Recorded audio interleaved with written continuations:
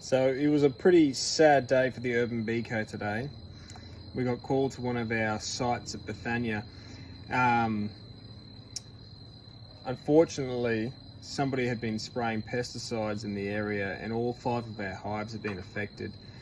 On arrival at site, it was pretty clear that pesticides had been used because there were mass amounts of dead bees out the front of the hives.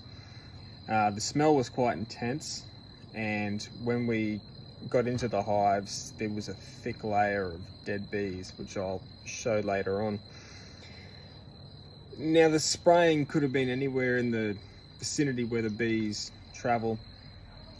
What happens is most likely somebody was spraying for lawn grubs, and if there's weed flowers on the ground where you're spraying for lawn grubs and the poison goes into those flowers, then the bees will suck it up thinking it's nectar.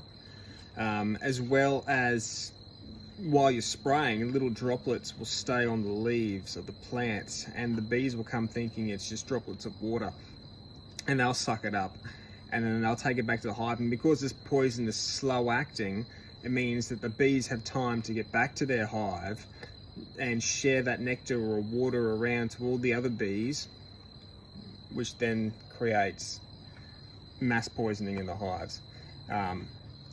So we had to go in.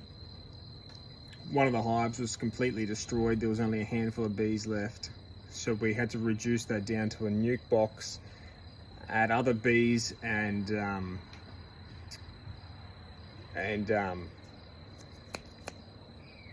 queens and brood and everything else into it. And then we bought some queens today as well, and we went back. And when we went back to put those queens in, we found that one of the hives that was slightly affected was actually more affected today. So those bees had actually been back to where whoever had poisoned, and they started drinking again, and they came back and they were poisoning themselves again.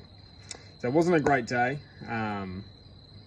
but yeah, this is why it's so important we don't use poisons in our yard. There are so many alternatives now that have the same effect that is poison free.